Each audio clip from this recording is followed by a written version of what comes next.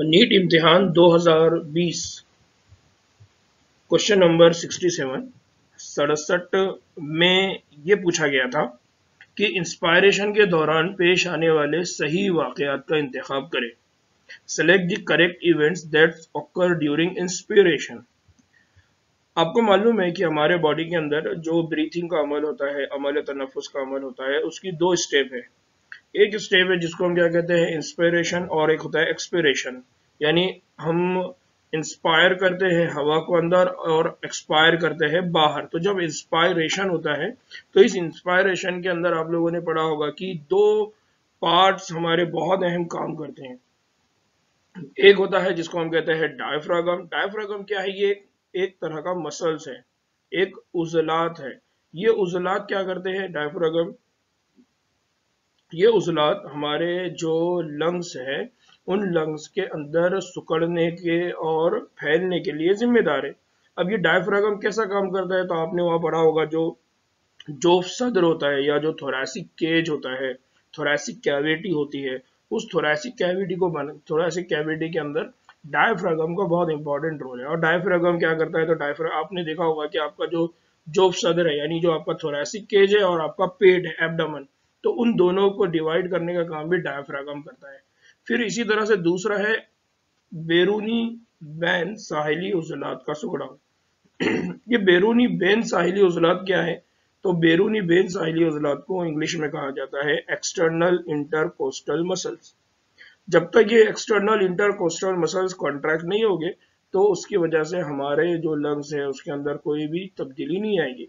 तो आपने पढ़ा होगा कि जब भी डायफ्रागम सिकुड़ता है तो उसकी वजह से हमारा ऊपर और नीचे की जानिब, जिसको कहा जाता है एंटेरियर एंड पोस्टेरियर, इन दोनों जानिब में हमारा थोरैसिक के जो जोफ सद्र है वो फैलता है। और इसी तरह से एक्सटर्नल इंटरकोस्टल मसल्स जब ये इनका सुकड़ा होता है तो उसकी वजह से हमारा जिस्म आगे की जानिब और पीछे की जानिब, आगे की जानिब मतलब वेंट्रल साइड और पीछे की जानिब मतलब डोर्सल साइड, इस तरह से हमारा जिस्म क्या होता है? फैलता है। तो आप ये कह सकते हैं कि चारों भी जानिब से हमारा जो थोरैसिक केज है, जो जोफ सदर है, वो फैलता है। उसके फैलने की वजह से क्या होता है? उसके फैलने की वजह से जो बाहर की हवा है वो क्या होती है? हमारे फेफड़ों के अंदर जाती है। ठीक है। तीसरा, पल्मोनरी हजम में कमी। तीसरा जो ऑप्शन है, होना क्या चाहिए जब डायफ्रागम सिकुड़ता है और जो बैरूनी बैन साहिली उजलात सिकुड़ते हैं तो हमारा जो थोरैसिक केज है, जो हमारा जो सदर है, वो क्या होता है? वो फैल जाता है। फैलने की वजह से उसके अंदर मौजूद जो हवा है, उस हवा को क्या कहा जाता है? उस हवा की वजह से जो प्रेशर वहां जनरेट होता है और उस वॉल्यूम को, यानी उस हजम को क्या कहा जाता है? पल्मोनरी हजम। तो वो जो पल्मोनरी हजम है वो बढ़ना चाहिए, लेकिन ऑप्शन में क्या दिया है कि वो पल्मोनरी हजम क्या होता है? कम होता है। तो डायफ्रागम के सिकुड़ने से और बैन साहिली उजलात के सिकुड़ने की वजह से पल्मोनरी हजम बढ़ता है, कम नहीं होता है। चौथा ऑप्शन क्या हुआ है? इंटर या इंट्रा पल्मोनरी प्रेशर इंक्रीज। तो जब पल्मोनरी वॉल्यूम बढ़ेगा तो उसकी वजह से क्या होगा? जो इंट्रा पल्मोनरी प्रेशर है वो कम होना चाहिए। यहाँ ऑप्शन में क्या दिया हुआ है? इंट्रा पल्मोनरी प्रेशर क्या हो जाता है? बढ़ जाता है।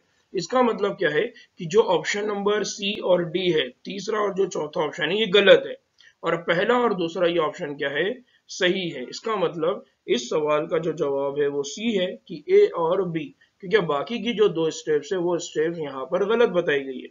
तो इसको याद रखना है कि जब भी इंस्पायरेशन होता है तो डायफ्रागम के अंदर सुकड़ा होता है और कॉन्ट्रैक्शन किसके अंदर होता है? बैरूनी बैन साहिली उजलात के अंदर, जिसकी वजह से हमारा जो थोरैसिक केज है, हमारा जो सीना है, वो फूल जाता है। और जब हमारा सीना फूलता है तो हवा क्या होती है? अंदर जाती है। तो आप भी अभी जब आप बैठे हैं तो आप थोड़ा ट्राई करके देखिए कि जब आप इनहालेशन कर रहे हैं, हवा अंदर ले रहे हैं, तो आपका जो सीना है वो क्या होता है? फैलता है, बड़ा होता है। ठीक है। तो ये उसका आंसर है, ए और बी। उम्मीद है आप लोगों को ये समझ में आया होगा। जिन लोगों को नहीं समझ में आया वो मुझको व्हाट्सअप कर सकते हैं या इसी के अंदर कमेंट लिख सकते हैं, या फिर वो हमारे टेलीग्राम चैनल पे मुझको सवाल पूछ सकते हैं। तो जहां पर भी जिसको कोई डाउट है वो बिल्कुल मुझसे सवाल कर सकता है।